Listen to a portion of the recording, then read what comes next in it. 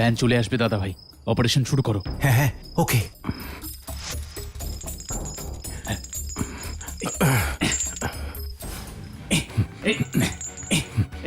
তাড়াতাড়ি আধ ঘন্টার মধ্যে সব তুলে ফেলতে হবে, রিস্ক নেওয়া যাবে না। হ্যাঁ, এই নে এই নে, চল চল চল চল চল।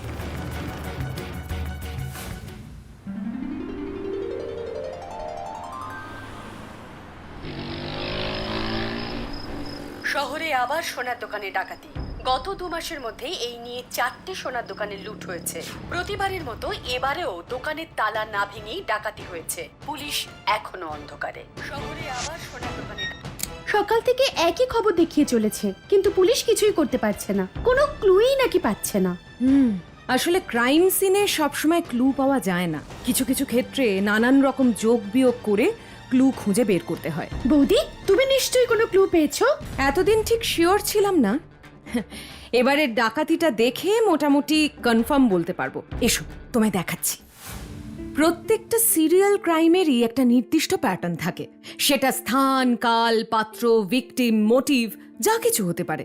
আর যতক্ষণ না ওই প্যাটার্নটা ধরতে পারা যাচ্ছে ততক্ষণ ক্রিমিনালের নেক্সট স্টেপটা জাজ করা যায় না। তুমি সেটা ধরতে পেরেছো? পেরেছি। এদিকে দেখো, এই 3টে সোনার দোকানে ডাকাতি হয়েছে। কেমন? ডাকাতিগুলো এক ধার থেকে হয়েছে, মানে সেম ডিরেকশনে। বেশ, ডাকাত যেন একদিক থেকে সাফ করতে করতে আসছে। হ্যাঁ বৌদি, এটা আমিও ভেবেছি। এবার ধরো এটা আজকের ক্রাইম স্পট। এবার বলো দেখি, গতবারের দোকানটার থেকে আজকের দোকানটার দূরত্ব কত? হ্যাঁ, মোটামুটি ঘন্টা 2 হবে। রাইট। এবার যদি খেয়াল করে দেখো, দেখবে প্রত্যেকটা দোকানের মধ্যেই মোটামুটি 2 ঘন্টার মতন একটা ডিস্টেন্স রয়েছে। তাই তো, এটা তো খেয়াল করিনি। শুধু তাই নয়, যে কটা দোকানে চুরি হয়েছে প্রত্যেকটারই আরো বেশ কয়েকটা ব্রাঞ্চ আছে। মাঝের ছোটখাটো দোকানে কিন্তু লুট হচ্ছে না। হ্যাঁ, তাই তো। আর সব কটা দোকানই নিকটবর্তী থানা থেকে মোটামুটি 1 ঘন্টার বেশি দূরত্বে। মানে লাইভ সিসিটিভি ফুটেজ দেখে কেউ পুলিশে খবর দিলেও পুলিশ পৌঁছতে পৌঁছতে ডাকাত পালিয়ে যেতে পারে। আর ডাকাতিগুলোও হচ্ছে মোটামুটি সপ্তাহখানেক পরে পরে। কেউ যেমন রসদ ফুরলে বাজার যায়, এ যেন ঠিক তেমনই। ব্রিলিয়ান্ট বৌদি। কিন্তু বৌদি, এর থেকে তো ডাকাতদের আইডেন্টিটি বুঝতে পারা যাবে না। কিন্তু নেক্সট ক্রাইমটাকে তো আটকানো যেতে পারে। ভালো করে ভেবে দেখো, প্যাটার্ন অনুযায়ী এবার কিন্তু আমাদের দোকানের এরিয়াতেই চুরি হওয়ার কথা, কারণ এই দোকানটার থেকে আমাদের দোকানের এরিয়ার দূরত্ব মোটামুটি ঘন্টা 2। আর পুলিশ স্টেশনও মোটামুটি 50 মিনিটের দূরত্বে। কিন্তু আমাদের এখানে তো এত বড় সোনার দোকান নেই বৌদি। কেন? আমাদের শাড়ির দোকানের পাশেই তো পান্নালাল বাবুর সোনার দোকান। তুমি ভুলে গেলে? ওদেরও তো 3টে ব্রাঞ্চ আছে। সত্যিই তো।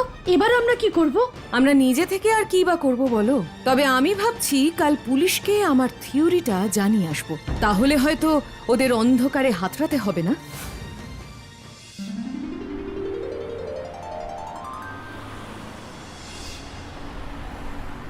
আর তাই আপনি হাতে হ্যারিকেন নিয়ে পুলিশকে পথ দেখাতে এসেছেন? দেখুন, আমি একজন দায়িত্ববান নাগরিক হিসেবে পুলিশকে সাহায্য করতে এসেছি। বাড়ির কাজের লোক ফাঁকি দিচ্ছে কিনা আপনি সেটা দেখুন। দয়া করে পুলিশ স্টেশনে গোয়েন্দা বৌদি সাজতে আসবেন না। আর রইল এই ক্রিমিনালগুলোর কথা, সব বড় রাস্তার মুখে পেট্রোলিং বসানো হয়েছে, কোনো গাড়ি চেকিং ছাড়া যাবে না। এইবারটা ফাঁকি দিয়েছে, কিন্তু এর পরের বার আর পারবে না। Best of luck. সময় নেই, কুইক কুইক। বিয়ের সিজন, অনেক গয়না দাদা ভাই। যা নিয়েছিস তাতেই হবে। ভ্যান এসে গেছে, এক্ষুনি বেরোতে হবে। চল। হ্যাঁ, চলো চলো।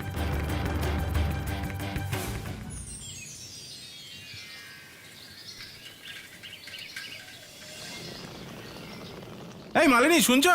পান্নালাল বাবুর ছেলে ফোন করেছিল, জানো? কাল রাতে ওদের দোকানে নাকি ডাকাতি হয়েছে। সে কি? যা ভেবেছিলাম। আরে ডাকাতির খবরে তো পান্নালাল বাবু খুব অসুস্থ হয়ে পড়েছেন। বাবার তো শরীরটা ভালো নেই, আর আমারও অফিসে যা চাপ। তুমি চিন্তা করো না, আমি গিয়ে দেখা করে আসবো। আচ্ছা।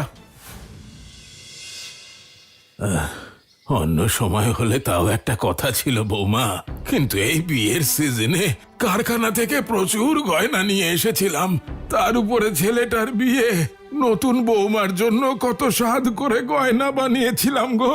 বড্ড ক্ষতি হয়ে গেল বৌমা, বড্ড ক্ষতি হয়ে গেল। হায় হায় হায় হায়। কাকাবাবু আপনি একটু শান্ত হন, এতটা ভেঙে পড়বেন না। ব্যবসায় তো ওঠাপড়া আছেই বলুন, আর তাছাড়া ইন্স্যুরেন্সের টাকাতেও তো কিছুটা হেল্প নিশ্চয়ই হবে। হ্যাঁ গো, নাড়ুটাকে তো এবার না ছাড়লেই নয়, বেচারা কাল থেকেই কেঁদে চলেছে। ও মা, ও কে কাকিমা? আর কাঁদছেই বা কেন? আর বলো না বৌমা, ওর নাম নাড়ু। এই হপ্তাখানেক আগেই কাজে লেগেছে। ওই টুকটাক 5 মাস খাটে, দোকানে টিফিন দিয়ে আসে আর কি। কিন্তু কাল সকালে ওর দেশ থেকে খবর এসেছে পড়ে গিয়ে ওর মায়ের নাকি হাত ভেঙে গেছে। তাই কাল থেকেই বাড়ি যাওয়ার জন্য বায়না জুড়েছে, আর আজ তো একেবারে কেঁদে একসা। আচ্ছা, কেঁদো না। তোমার বাড়ি কোথায় নাড়ু? সকালে বাড়ি গিয়ে সন্ধ্যায় ফিরে আসতে পারবে না? তুমি বললে আমি গাড়ি করে পৌঁছে দিতে পারি। না, আমার বাড়ি অনেক দূর, বীরভূমে। বীরভূমে? এতদিন কি তুমি ওখানেই ছিলে, নাকি কলকাতায় অন্য কোথাও কাজ করতে? না না, ওখানেই থাকতো। প্রথম আমার বাড়িতেই কাজে জুটেছে, তা কাজে ঢুকতে না ঢুকতেই বাড়ি যাওয়ার তাল।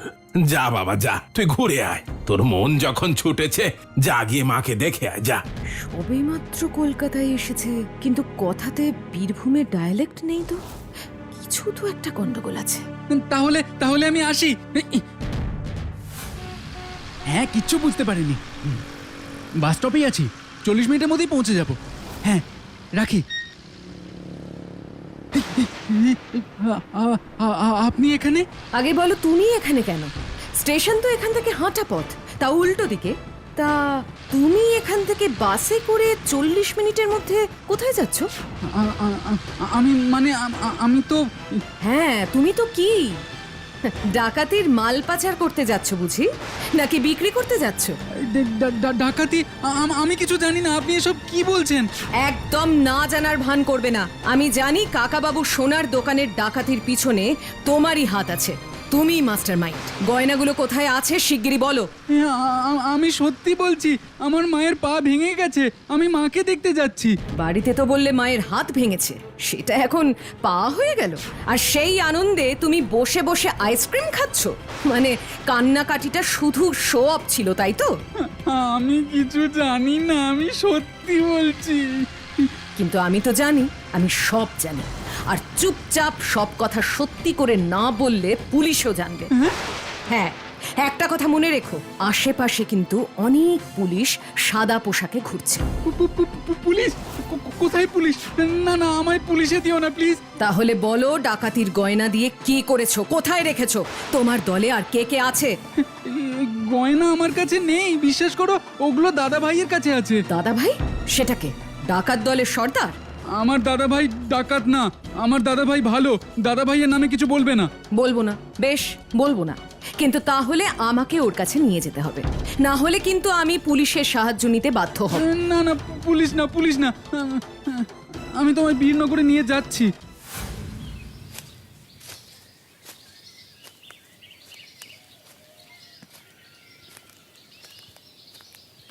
এটাই তোমাদের বীরনগর গ্রাম?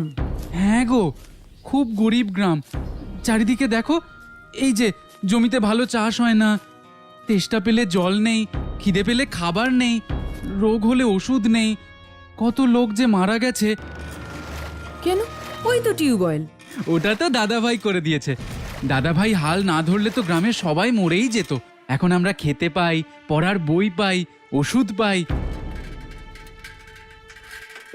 ওই দেখো না, এই সপ্তাহের খাবার এসেছে ভ্যানে করে। হ্যাঁ, আমাদের গ্রামে তো কারো গাড়ি নেই, তাই সবকিছু ভ্যানে করেই আসে। এবার বুঝতে পেরেছি। বেশ, চলো তোমার দাদা ভাইয়ের সঙ্গে দেখা করে আসি।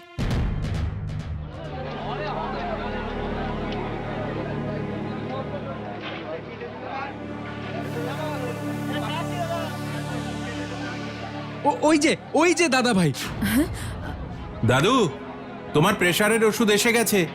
আমি বিকেলে যখন ক্লাস করাতে যাব তখন দিয়ে আসব। দাদা ভাই, উনি তোমার সাথে দেখা করতে এসেছেন। নমস্কার, আমি মালিনী সেন। তা বলে তুই বাইরের লোককে এখানে নিয়ে আসবি? বাইরের লোক হলেও আমি কিন্তু ভিতরের সব খবরই জানি। নাড়ু, আমি কি করব? এখানে না আনলে তো পুলিশে ধরিয়ে দেবে বললো, তাহলে পুলিশ আমাদের সবাইকেই তুলে নিয়ে যেত। আর তোর মনে হয় এখন পুলিশ আসবে না? তুই এখনো এইসব বড় লোকদের কথায় বিশ্বাস করিস? বড় লোকদের ওপর তোমার খুব রাগ দেখছি, তাই জন্যই কি শহরের সবচেয়ে বড় বড় সোনার দোকানে ডাকাতি করলে? হ্যাঁ করেছি, ডাকাতি করেছি, না হলে কি করতাম? না খেয়ে মরতাম? চুরি করা মহাপাপ বলে? মালিনী ম্যাডাম, ওসব বই আমিও পড়েছি। এই তন্ময় পাল এমএসসি পাস। কিন্তু প্রবলেমটা কি জানেন? আমার গ্রামের দুধের শিশুগুলো এখনো সেসব বোকা বানানোর বইগুলো পড়েনি, তাই খিদে পেলে ওরা চেঁচায়। যতক্ষণ না খাবার পায় ততক্ষণ চেঁচায়, আর তারপর আস্তে আস্তে ঝিমিয়ে পড়ে, মৃত্যুর কোলে ঢলে পড়ে। কি করতাম আমরা? দাঁড়িয়ে দাঁড়িয়ে দেখতাম। কেন? সৎ পথে রোজগার করতে? রোজগার? তাও সৎ পথে? কিভাবে বলুন তো? গ্রামের আশেপাশের পুকুরগুলো বুঝিয়ে প্রমোটাররা বড় বড় বিল্ডিং করে তুলেছে। একই রুক্ষ জমি, তাতে জলের অভাব। চাষিদের কপাল ফাটলো, গ্রামে একটা কল পর্যন্ত নেই। খিদের কথা বাদ দিন, মানুষ তো তেষ্টাতেই মরে যাচ্ছিল। সরকার টাকা পাঠায়, সেই টাকা কোন ম্যাজিকে বিডিও অফিস থেকে আর গ্রামে এসে পৌঁছয় না, লস্ট ইন ট্রানজিট। কিন্তু তুমি তো পড়াশোনা জানো, চাকরি করলে না কেন? শুধু আমি নই ম্যাডাম, আমাদের গ্রামে প্রায় সবাই পড়াশোনা জানে। যদিও বা একটাই মাত্র স্কুল ছিল, টিচার আর প্রপার ইনফ্রাস্ট্রাকচারের অভাবে সেটাও বন্ধ হয়ে গেছে। আমরা কয়েকজন মিলে নিজেরাই বাচ্চাদের পড়াই, কিন্তু পড়াশোনা জেনে যে সত্যি কি লাভ হবে জানি না। ওদেরও হয়তো চাকরির ইন্টারভিউ দিতে দিতে জুতোর শুকতলা হয়ে যাবে, তবু চাকরি জুটবে না, কোনো সুপারিশ তো নেই। কিন্তু তা বলে তোমরা যে পথটা বেছে নিয়েছো সেটা কি সঠিক পথ? ঠিক ভুল জানি না ম্যাডাম, আমরা শুধু জানি যে এই একটা পথই আমাদের বাঁচিয়েছে। আর জীবনে ঠিক ভুল সত্যি মিথ্যে এই সব কিছুর থেকে বড় হলো বেঁচে থাকা। হ্যাঁ ম্যাডাম, জীবনে বেঁচে থাকাটাই সবচেয়ে জরুরি। কিন্তু দিনের শেষে এই বেঁচে থাকাটা মৃত্যুর চেয়েও বেশি ভারী বলে মনে হবে না তো? যে দোকানগুলোতে তোমরা ডাকাতি করলে তাদের কত কর্মচারীর হাঁড়ি চড়ে সেই দোকান থেকে জানো? মালিক হয়তো ক্ষতিটা সামলে নেবে, কিন্তু তাদের কি হবে? তোমার কি মনে হয় মালিকরা সেই কর্মচারীদের ওপরে সন্দেহ করে তাদের বরখাস্ত করবে না? তাহলে কি আপনি এই মানুষগুলোকে নিয়ে মরে যেতে বলছেন? না, তা কেন বলবো? আমি শুধু বলছি, এতদিন তো একা একা লড়াই করে দেখেছো, বারবার হেরে গেছো। এবার একবার একজোট হয়ে সৎ পথে হেঁটে দেখোই না। এই যেমন ধরো, আজ একসাথে একজোট হয়ে একটা কাজ করছো, কিন্তু ভুল কাজ করছো। এতে হয়তো সাময়িক সমস্যার সমাধান হবে, কিন্তু এটা তো আজীবন চলতে পারে না। এই যে ম্যাডাম শুনুন, ওরকম জ্ঞানের বাণী না সবাই কপচাতে পারে। সাহায্যের বেলায় বড় লোকদের আসল রূপ বেরিয়ে আসে। যান যান, বাড়িতে গিয়ে নাকে তেল দিয়ে ঘুমন গিয়ে যান। খোকন, এটা কিরকম অসভ্যতা? এভাবে কথা বলছিস কেন ওনার সঙ্গে? আমি কিন্তু এরকম অভদ্রতা টলারেট করব না। এক্ষুনি সরি বল। Sorry madam. কিছু মনে করবেন না ম্যাডাম, আসলে মানুষদের অভিজ্ঞতা মানুষকে বিষিয়ে দেয়। না না, ঠিক আছে, এটাই তো স্বাভাবিক। আর ঠিক এই কারণেই তোমরা যাদের জন্য এত কষ্ট করছো, সেই ছোট ছোট বাচ্চাগুলোর ভবিষ্যৎও একদিন এরকমই অন্ধকার হয়ে যাবে। একটা কথা কখনো ভেবে দেখেছো, যে বাচ্চাগুলোকে তোমরা পড়াচ্ছ, ভালো মন্দের জ্ঞান দিচ্ছ, তারা তাদের আশেপাশে কি দেখে বড় হচ্ছে? ওরা কি কোনোদিন সৎ পথে রোজগার করার চেষ্টা করবে? করবে না, করবে না। ওদের রোল মডেল তো ওদের এই দাদা ভাই। তাই পড়াশোনা করে ওরাও চাকরি না খুঁজে চুরি ডাকাতি করবে। তোমরা হাল ছেড়ে দিয়ে ভুল পথে পা বাড়িয়েছো, আর ওরা ওই ভুলটাকেই ঠিক জেনে এগোবে। তোমরা কি সবাই তাই চাও? না না না, আমার গ্রামের ছেলেমেয়েরা পড়াশোনা শিখে অনেক বড় মানুষ হবে, দেশের সেবা করবে। ওরা কখনোই চুরি ডাকাতি করবে না, ওরা মাথা উঁচু করে রোজগার করবে। তার জন্য যে ওদের দাদা ভাইকেই সেই সৎ পথে রোজগার করে মানুষের পাশে থাকার পথটা দেখাতে হবে। কিন্তু কিভাবে? সত্যি বলছি ম্যাডাম, আমরা অনেক চেষ্টা করেছি। তাহলে আমার একটা কথা শোনো, আরেকবার চেষ্টা করো, কিন্তু একা একা নয়, জোট বেঁধে চেষ্টা করো। কিন্তু আমরা যে অলরেডি অপরাধ করে ফেলেছি, আমরা আর মূল স্রোতে কিভাবে ফিরবো? দেখো তন্ময়, হয়তো দেশের আইন কানুন অন্য কথা বলবে, কিন্তু আমি নিজে মনে করি প্রত্যেকটা মানুষেরই একটা সুযোগ অন্তত পাওয়া দরকার। আর আমার মনে হয় মুহূর্তের দুর্বলতায় কিছু ভুল হয়তো তোমরা করেছো, কিন্তু রক্তে তোমাদের অপরাধের নেশা নেই। তাই যা যা জিনিস ডাকাতি করেছো তা ফেরত দেওয়ার ব্যবস্থা করো। কিন্তু সবটা যে নেই, কিছু কিছু টাকা তো আমরা গ্রামের মানুষদের জন্য খরচ করেছি। হোক না, যেটা খরচ হয়েছে সেটা না হয় কয়েকজন ধনী মানুষের গরিব সহনাগরিকের প্রতি সাহায্য হিসেবেই ধরলাম, কিন্তু বাকিটা ফেরত দিয়ে দিতে হবে যে। বেশ, তাই হবে। কিন্তু ডাকাতি ছেড়ে দিয়ে আমরা কি করব? এতদিন জোট বেঁধে যেভাবে মানুষের ঘুম কেড়ে নিয়ে উপার্জন করেছো, এবার জোট বেঁধে একইভাবে মানুষের নিশ্চিন্তের ঘুম ফিরিয়ে দিয়ে উপার্জনের চেষ্টা করো। আর হ্যাঁ, সুপারিশের কথা যদি বলো, সামনে তো ইলেকশন, রাজনৈতিক নেতারা এখন যে কোনো ভালো কাজে সুপারিশপত্র লিখে দিতে আপত্তি করবেন না মনে হয়। গোটা গ্রামের ভোট যখন এর সাথেই জড়িয়ে। হ্যাঁ, কিন্তু ঘুম পাড়িয়ে রোজগার আমি তো কিছুই বুঝলাম না। তুমি না পারলেও তোমাদের এই দাদা ভাই আশা করে নিশ্চয়ই বুঝতে পারবে, কি তাই না তন্ময়? আমি আপনার দেখানো পথেই হাঁটার চেষ্টা করব ম্যাডাম, আর যদি সফল হই তবে সেটাও আপনি ঠিক জানতে পারবেন। আমার ঘুমটা ভাঙানোর জন্য আপনাকে আপনাকে অনেক ধন্যবাদ ম্যাডাম। ম্যাডাম নয়, মালিনী বৌদি। আচ্ছা, মালিনী বৌদি। যাই বলো বৌদি, এটা কিন্তু তুমি ঠিক করোনি। তোমার পুলিশকে জানানো উচিত ছিল। ব্যাপারটা আমিও অনেক ভেবেছি মনি। তারপর ভাবলাম আমাদের দেশের জেলের নামই সংশোধনাগার। শাস্তি দেওয়ার উদ্দেশ্য নিয়ে কিন্তু আসামিদের জেলে পাঠানো হয় না, সংশোধন করার উদ্দেশ্যেই পাঠানো হয়। তন্ময় আর সঙ্গী সাথীরা যদি নিজে নিজেই শুধরে যায়, তাহলে সেই সুযোগটা আমাদের দেওয়াই উচিত। আর ওরা যে শুধরে গেছে সেটা কিভাবে প্রমাণ হবে? যখন ওরা ডাকাতির মাল ফেরত দেবে তখন। তুমি ওই আশাতেই থাকো বৌদি, ডাকাত নাকি নিজে থেকে মাল ফেরত দিতে যাবে। এটা কি সত্য যুগ? এ মালিনী, মালিনী, এই তো মনিও আছিস। তোমরা আজকের হট খবরটা পড়েছো? ওমা, কি খবর? এই দাঁড়াও দাঁড়াও, আমি পড়ে শোনাচ্ছি। এই দেখো কি লিখেছে। গতকাল রাতে বেনেপাড়া থানার বাইরে একটা বস্তায় অনেক সোনার গয়না আর নগদ 3 লক্ষ টাকা পাওয়া গেছে। সেই বস্তার সাথে একটা চিঠিও পাওয়া যায়। তাতে লেখা ছিল, মাননীয় দারোগা বাবু, আমি আপনারই একজন হতভাগ্য সহনাগরিক। প্রিয়জনদের দারিদ্র্যের জ্বালা সহ্য করতে না পেরে ভুল পথে চলে গিয়েছিলাম। গত 2.5 মাস ধরে শহরের যে কটা ডাকাতি হয়েছে তার দায় আমি স্বীকার করছি, এবং তার জন্য আপনাদের ও শহরবাসীর জীবনে যে চাঞ্চল্যের সৃষ্টি হয়েছে তার জন্য ক্ষমাও চাইছি। সামনে এসে শাস্তি মাথা পেতে নেওয়ার মতো অবস্থা আমার নেই, কারণ আমার উপরে এখনো অনেকগুলো অসহায় মানুষ নির্ভরশীল। তাই তার বদলে আমি আপনাকে 2টো জিনিস দিতে চাই। প্রথমত, আমি লুঠের গয়না আর গয়না বেচে যে টাকা পেয়েছিলাম তার বেশিরভাগটাই ফেরত দিলাম। এর মধ্যে অল্প কিছু টাকা খরচ হয়েছে, তা ফেরত দেওয়ার সঙ্গতি আমার নেই। আর দ্বিতীয়ত, আমি আপনাকে কথা দিচ্ছি, এই অন্যায় কাজ আর আমি কোনোদিনও করব না। একজন সৎ মানুষ হওয়ার চেষ্টা করব আমি। ইতি আপনার আশাবাদী সহনাগরিক। শুনলে, এ হয় এই লুটের টাকা কেউ ফেরত দেয়? এটা কি সত্য যুগ নাকি বলিনি? সেটা তো মনিই ভালো বলতে পারবে। কি বলো মনি? সত্য যুগই বটে। কিন্তু আমার মাথায় সত্যি এটা ঢুকছে না যে পুলিশরা এত কড়াকড়ি করেও গাড়িটা ধরতে পারলো না কেন? কোন ম্যাজিকে ওরা মালগুলো পাচার করলো বলো তো? ভ্যানে করে। ভ্যানে করে? ভোরবেলায় ভ্যানে করে পাড়ার ভিতর দিয়ে চাল ডালের বস্তা বা শাকসবজির সাথে গয়না পাচার হলে তো পুলিশ টিকিটিও খুঁজে পাবে না। হ্যাঁ, সত্যি মালিনী, তোমার মাথায় আসেও যত সব। এত দামি জিনিস নাকি ভ্যান রিক্সায় করে নিয়ে যাবে?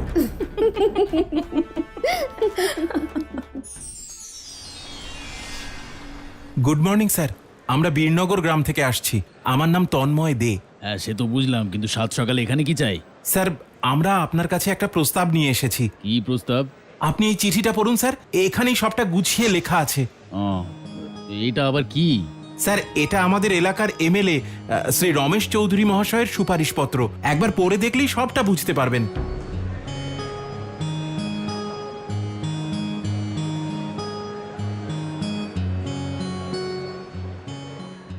আরে, এ তো মেঘ না চাইতেই জল। আরে তোমরা আগে বলবে তো।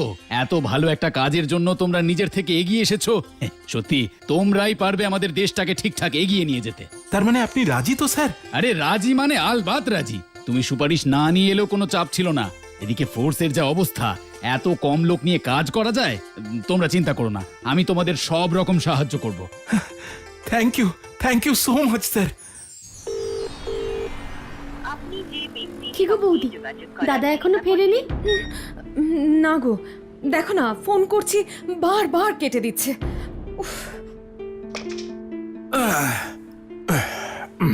ওমা, কি গো, এত দেরি হলো যে? আর ফোন কেটে দিচ্ছিলে কেন? আরে ক্লাবে গিয়েছিলাম তো, পল্টুদা ডেকে নিয়ে গেল। কেন, কিছু হয়েছে নাকি? আর বলো না মালিনী, ক্লাবে দুটো ছেলে এসেছে মানে পুলিশ থেকে পাঠিয়েছে আর কি। ওরা এবার থেকে নাকি রাতে আমাদের পাড়ায় পাহারা দেবে। উমা, তাই নাকি? পুলিশে এখন এরকম রিক্রুটমেন্ট হচ্ছে বুঝি? আরে না না, ঠিক ডাইরেক্ট রিক্রুটমেন্ট নয়। ছেলে দুটো বললো ওই ওদের গ্রামের কয়েকটা ছেলে মিলে নাকি পুলিশের কাছে গিয়েছিল, পুলিশই দায়িত্ব নিয়ে ওদের ট্রেনিং দিয়েছে, আর ট্রেনিং এর পর পুলিশই ওদের সব পাড়ায় পাড়ায় সিকিউরিটির জন্য পাঠিয়েছে। এতে ওই চুরি ছিনতাইয়ের ঘটনা কমবে আর পুলিশেরও কাজ একটু কমবে আর কি। আর টাকা পয়সা সেটাও কি পুলিশ দেবে? হ্যাঁ, ওই পুলিশ অল্প কিছু দেবে আর পাড়ায় কমিটি তৈরি করে মাসে মাসে কিছু টাকা তুলে দেওয়া হবে। ওই সবাই মিলে দিলে গায়ে লাগবে না। এটা কিন্তু খুব ভালো হয়েছে। আচ্ছা, ছেলে দুটো কোথা থেকে এসেছে কিছু জানো? না মানে ওই আইডেন্টিটি প্রুফ টুফ? আরে গোয়েন্দা ম্যাডাম, ওদের পুলিশ পাঠিয়েছে বুঝেছো, জালিয়াতির কোনো প্রশ্নই নেই। আর ছেলে দুটোকে দেখেও তো বেশ ভদ্রসভ্যই লাগলো। কি যেন নাম বললো? হ্যাঁ হ্যাঁ, বীরনগর।